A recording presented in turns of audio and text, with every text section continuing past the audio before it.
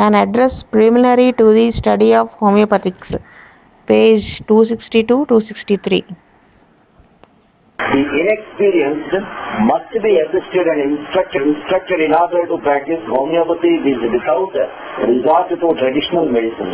But assistance can be of use only when desired and appreciated. To acquire the knowledge necessary to conduct a practice without resort to doubtful methods demands arduous toil and constant application while the mind is held in a receptive attitude and the longing of the heart is for truth because it leads to what is good and not to sell it for a price. The doctrines of homeopathy are elevating and simple to the mind that is right, and when known, following their dictates is easy, for it is easier to follow when marked paths than to flounder in the mire of traditional medicine.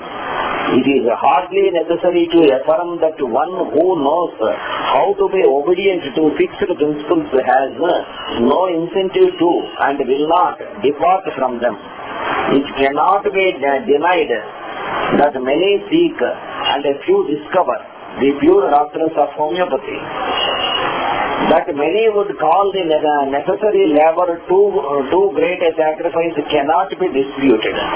That the Creator knows to whom to instruct His sacred truths, I have no doubt.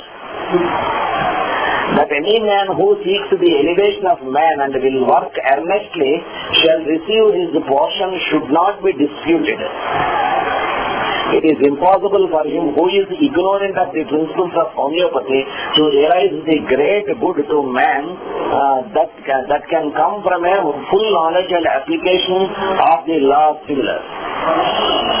They who are ignorant of the higher and fuller uses of homeopathy assume that they are wise, or that knowledge of fixed principles does not exist, and declare that the use of anodyne is justifiable when the appropriate homeopathic remedy is not known. They often use such agents to the detriment of the patient and of the system which they profess to believe is founded on law. They are unable to see that obedience to law is liberty and suppose that license to violate law can be granted by themselves.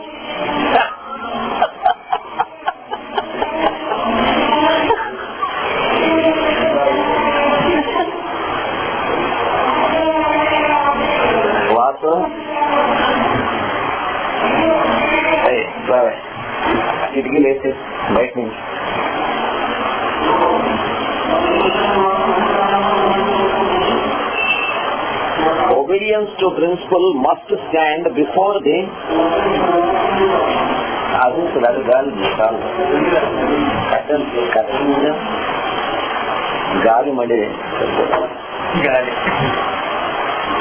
Obedience to principle must stand before the pocketbook, reputation or other selfish motives, or the physician cannot rise to the constant and perfect reliance upon law with the feeling of satisfaction and that it is right and all that is good to do.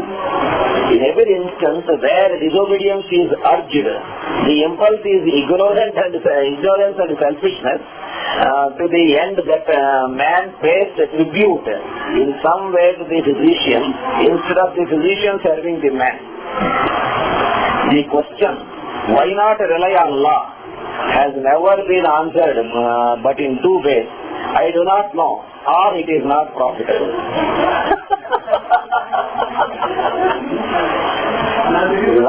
లాగా మీద ఎందుకు base అవ్వకూడదు అని ఎందుకు follow అవ్వకూడదు అంటే ఒకటి ఒక ఆన్సర్ ఏమో నాకు తెలియదు, లేదా దాన్ని ఫాలో అయితే నాకు ప్రాఫిటబుల్ కాదు.